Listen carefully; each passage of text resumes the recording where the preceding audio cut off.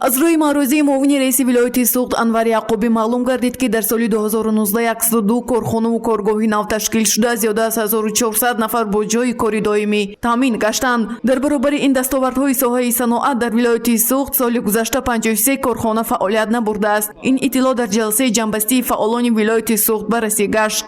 аз ҳисоби корхонаҳо ба маблағи 300 миллион сомонӣ маҳсулоти саноатӣ истеҳсол нагардид ки ба дуи арзаси фоизи маҷмӯи маҳсулоти саноати вилоят баробар мебошад.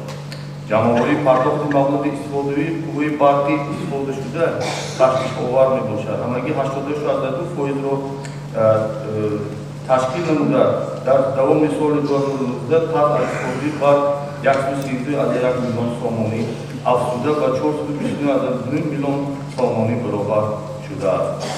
раҷаббой аҳмадзода ба масъулон дар бораи дарёфти сабабҳои аз фаъолият бозмондани корхонаҳои саноатӣ сухан карда ба масъулон дастурҳои мушаххас дод. инчунин дар бораи корхонаҳои нав таъсис ва зиёд шудани ҷойҳои нави корӣ дар шаҳру ноҳияҳои вилояти суғд маълумот дода зикр кард ки фаъолияти мунтазими онҳо бояд таъмин гардад.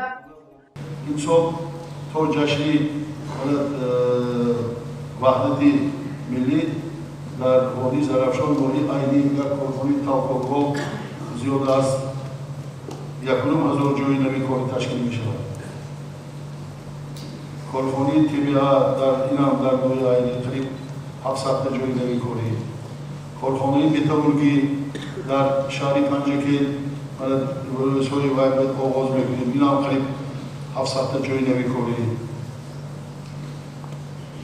дар ноҳияи Бобоҷон Ғафуров дусия корхонаҳо аз тарафи соҳибкорон бунёд шуда истодааст. қариб 400 кория мехелад. дар шаҳри Хуҷанд зиёда аз 1000 ҷойҳои нави корӣ ҳама шаҳрҳои кор. барои ҳамин кор кунем ки оянда корхона кор кунад.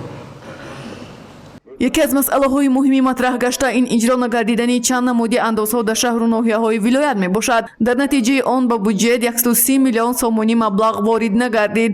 раҷаббой аҳмадзода таъкид кард ки баландбардоштани сатҳи иҷтимоиёт ва некуаҳволии халқ аз иҷро гардидани нақши андоз вобастагии калон дорад. ин ҳолат ба чанде аз соҳаҳои хоҷагии халқ бетаъсир намонд. аз роҳбарияти раёсати андоз дар вилояти суғд сабабҳои он пурсида шуд. оиди шаҳру ноҳияҳое ки иҷроиши нақшаи андозро таъмин накарданд маълумот пешниҳод гардид.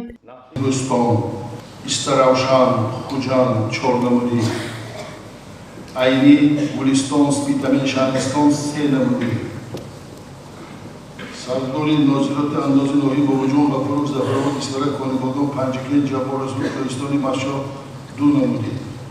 Ашт, Беваштиш, Истиқлол, Мастчоҳ 1 намудӣ андоз иҷро нагардида. аз ин ҳисоб ба буҷет қариб 130 миллион сомонӣ маблағ ворид мешуд. барои чӣ вақташ ба таҳлил намекунем? дар давоми ҷалсаи ҷанбастӣ бурду бохти яксолаи соҳаҳои хоҷагии халқи вилоят баррасӣ шуд. давоми як соли гузашта дар соҳаи тандурустӣ низ пешравиҳои назаррас ба амал омадааст. аз ҷумла ба истифода дода шудани шӯъбаи нурӣ дар беморхонаи саратоншиносии вилоят низ аз шумораи он дастгириву дастовардҳо мебошад. раиси вилояти суғд то ба имрӯз фаъолият оғоз накардани шӯъбаи нурӣ изҳори нигаронӣ кард. зеро ҳоло ҳам сокинон барои табобат ба шаҳри Душанбе ва кишварҳои дигар мераванд, ҳолон ки дар вилоят ин таҷҳизоти муосири тиббӣ насб шудааст. ҳамчунин дар ҷалсаи ҷанбастии фаъолони вилоят бозчанде аз масоили муҳими хоҷагии халқи вилоят баррасӣ гашт ки дар нашрҳои минбаъдаи барнома гузориш хоҳем дод. гузориши Гулҳаё Камолзода, Наим Аюбов барои барномаи иттилоотии Хабар.